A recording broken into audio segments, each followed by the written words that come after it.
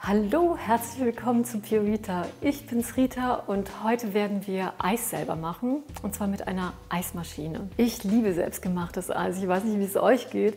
Es schmeckt ganz einfach unheimlich lecker und es ist immer super frisch mit den besten natürlichen Zutaten von zu Hause und ohne Konservierungsmittel gelingt es einfach immer. Und heute zeige ich euch ein ganz tolles Basisrezept für Eiscreme.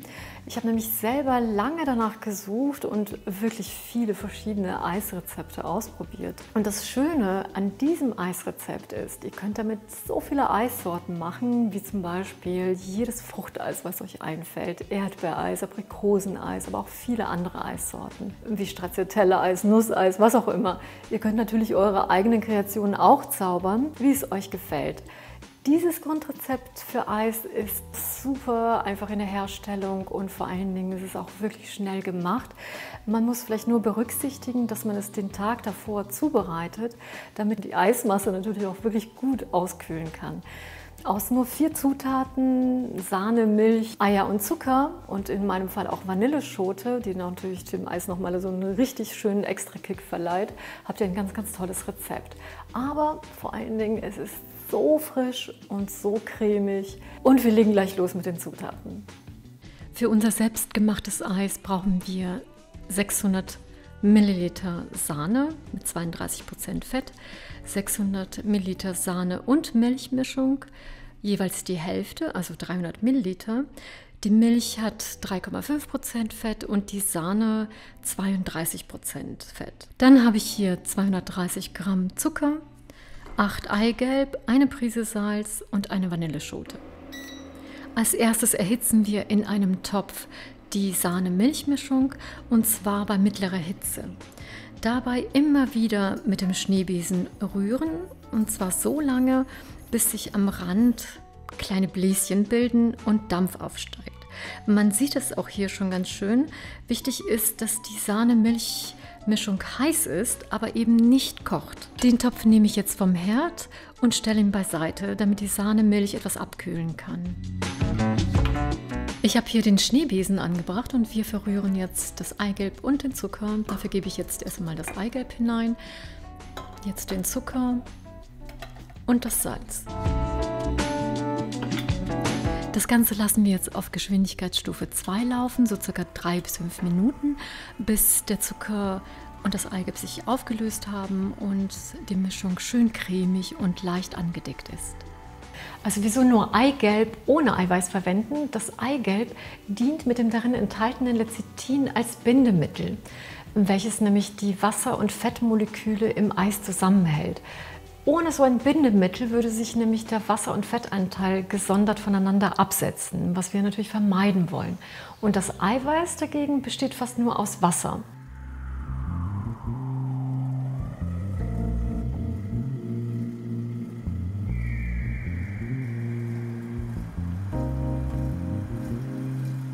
Und nun gieße ich die erhitzte Milchmischung nach und nach zu der Eigelb-Zuckermasse. Erst eine kleine Menge und dann immer mehr, da sonst das Eigelb gerinnen kann. Die Masse ist jetzt also gut vermischt und wir gießen sie zurück in den Topf und stellen es wieder auf den Herd. Jetzt lasse ich die Milch-Eigelb-Masse auf kleiner Stufe langsam erhitzen unter stetigem Rühren. Und wichtig dabei ist, dass sie auf keinen Fall kochen darf, weil die Masse sonst gerinnen kann. Ideal sind also 75 bis 85 Grad. Deshalb kontrolliere ich noch einmal mit dem Thermometer. Nun rühren wir das so lange mit dem Schneebesen, bis sich am Rand kleine Bläschen formen. So den Topf sofort vom Herd nehmen und beiseite stellen. Wir schneiden die Vanilleschote der Länge nach auf und kratzen das Vanillemark mit der Messerspitze aus der Schote heraus und fügen es zur Masse hinzu. Nochmals kurz mit dem Schneebesen verrühren.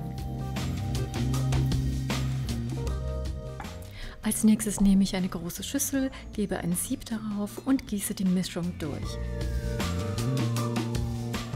damit noch eventuelle Klümpchen aufgefangen werden können.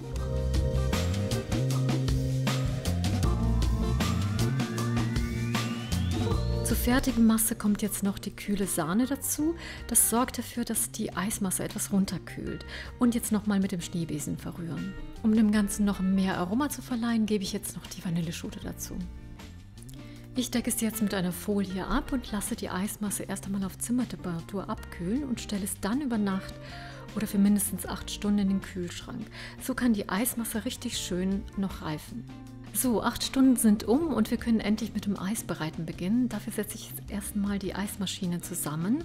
Da habe ich hier den Antriebsadapter, der hat eine A- und eine B-Seite, wie man sieht. Bei meiner KitchenAid wird der Adapter mit der A-Seite auf den Motorkopf geschoben.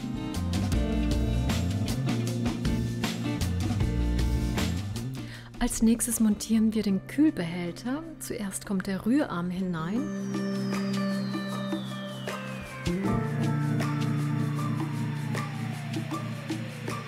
Dann setzen wir ihn auf die Stifte drauf und lassen es einrasten.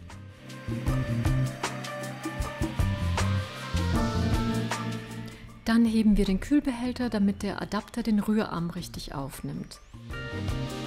Und jetzt ist es wichtig, dass die Küchenmaschine auf alle Fälle eingeschaltet ist und läuft, bevor wir die Eismischung hineingeben, weil ansonsten die Eismasse auch sofort gefrieren kann und den Rührarm blockiert. Dafür stelle ich die Küchenmaschine auf Geschwindigkeitsstufe 1. Damit ihr ein perfekt cremiges Eis bekommt, ist es ganz wichtig, dass der Kühlbehälter vor dem Eismachen für mindestens 15 Stunden, am besten aber für 24 Stunden ins Gefrierfach gestellt wird.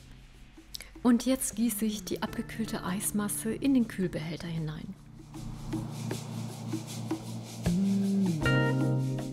Nun wird die Eiscrememischung 20 bis 30 Minuten gemixt, bis die gewünschte Konsistenz erreicht ist. Jetzt sind 15 Minuten um und wenn ihr zum Beispiel ein Erdbeereis machen möchtet oder irgendein anderes Fruchteis oder auch Stracciatella-Eis, ist jetzt genau der Moment, wo ihr die Früchte oder Schokostückchen hineingeben könnt. So, das ist jetzt mein selbstgemachtes Eis. Es ist super lecker, wirklich wie beim Italiener. Und es hat so eine richtig schöne Süße und perfekte Konsistenz, ganz cremig. Übrigens könnt ihr natürlich auch statt Vanilleschote gerne auch Vanilleextrakt verwenden. Ich persönlich liebe echte Vanille, kann gar nicht genug davon kriegen. Allein das Aroma macht einen ja schon glücklich, finde ich. Ihr könnt es aber auch natürlich so machen, wie es euch am besten schmeckt. Und an dieser Stelle möchte ich gerne von euch wissen, was ist denn eure Lieblingseissorte? Schokolade, Erdbeer oder Stracciatella? Könnt ihr hier abstimmen. Oder vielleicht habt ihr auch irgendeine andere Lieblingseissorte. Schreibt mir das bitte gerne in die Kommentare. Ich bin sehr gespannt auf eure Antworten und würde gerne für euch mal ein Lieblingseis machen. Abonnieren und liken nicht vergessen. Macht es unbedingt nach und lasst es euch schmecken. Bis zum nächsten Mal, eure Rita.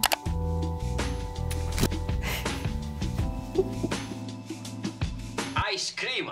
You scream, we all scream for ice cream. Well, no, that's better.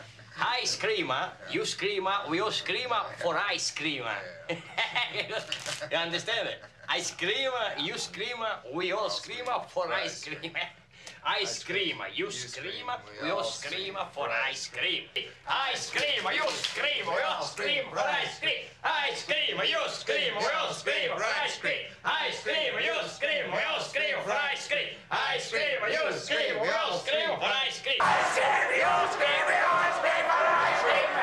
Ice cream, you scream, we all scream for ice cream. Ice cream, you scream, we all